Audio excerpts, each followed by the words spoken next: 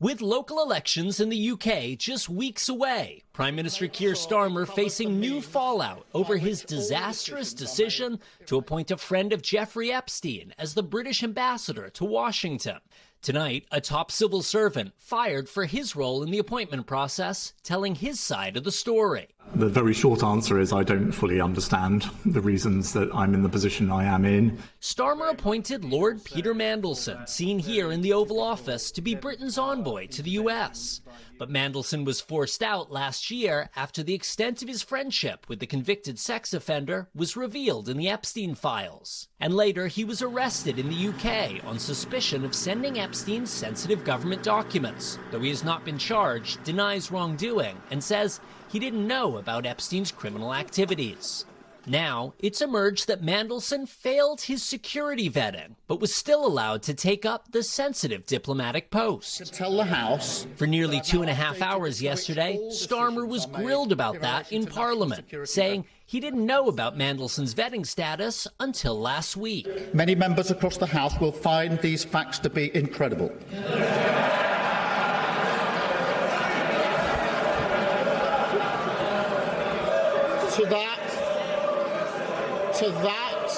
To that, I can only say they are right. Starmer fired the top civil servant at the Foreign Office, Sir Ollie Robbins, who he says should have told him. But today, Robbins getting his turn to speak in front of a parliamentary committee, saying he didn't inform Starmer because of the sensitivity of the vetting process, but adding Starmer's aides were dismissive about the security vetting and wanted to rush through Mandelson's appointment in time for President Trump's second inauguration. The focus was on getting Mandelson out to Washington quickly.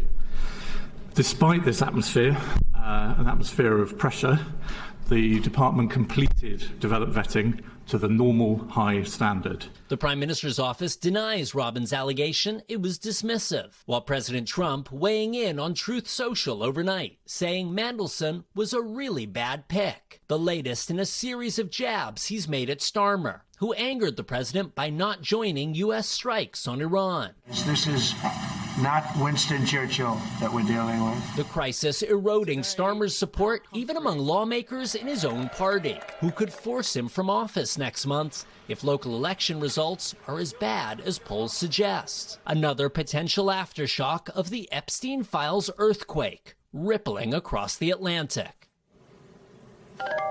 An earthquake, Raf, who's joining us now from London, an earthquake that has ensnared the Prime Minister's office in this very dramatic way. And it's been months. I mean, it's been a while now. What is the reality check on whether this could really jeopardize Keir Starmer's political future? Like, could he be forced out of office because of this? And let's be clear, and you said it, not because of his own ties to Jeffrey Epstein, but because of somebody he picked and their ties to the convicted sex offender. Short answer, Hallie, is yes, he could be forced out of office. As you know, in the British system, the Prime Minister is not directly elected by the public for a fixed term. Instead, they are the leader of the largest party in Parliament. And if that party loses patience, loses confidence with them, they can force them out, and that means they are out as Prime Minister also. And we have seen that happen time after time in recent years here in the UK. You'll remember Boris Johnson was forced out by his own party after multiple scandals related to COVID. The person who succeeded him, Liz Truss, was forced out after just a couple of weeks in office. And the feeling is that Keir Starmer is getting into that danger zone with his Labour Party. He won this huge election back in 2024, but now a lot of Labour MPs are feeling he has become a liability. And there's a lot of chatter that after those elections on May 7th, there could be a coup against him. One thing I will say, Hallie, Starmer has going for him, there's no clear successor to him. And so his allies are saying, look, you could force him out, but that is going to lead to total chaos with all the uncertainty of the Iran war and spiking energy prices worldwide. Are you sure that's something you want to do? Hallie? And as you point out, you know, President Trump's keeps getting those digs in. It's not as though he'd be too sad, I think, to see Starmer, if Starmer were to get forced out. Let me ask you this, because I've been working ahead, too, on, as you know, next week, King Charles is coming for a visit, his first official state visit to the U.S., although he's been here many times, and thinking about Andrew, thinking about the case criminally against Peter Mandelson as well. Where do those stand? Because they were arrested on, walk us through it, was suspicion of misconduct in public office, right? Yeah, exactly. So both former Prince Andrew and Lord Mandelson, they were arrested on suspicion of misconduct in public office. Neither of them have been charged, and we and they are waiting to see whether or not prosecutors decide to bring charges. It has been kind of interesting, Hallie. Both of them are out on bail. Andrew has totally gone to ground. He hasn't been seen in public.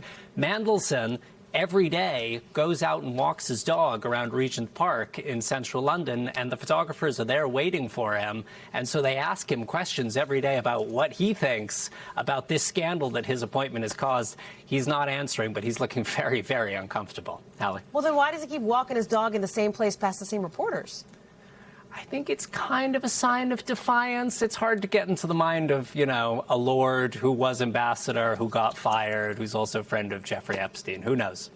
Raf, come back. We will consider yourself booked, I think, next week. Thank you very much, Raf Sanchez. We thank you for watching. And remember, stay updated on breaking news and top stories on the NBC News app or watch live on our YouTube channel.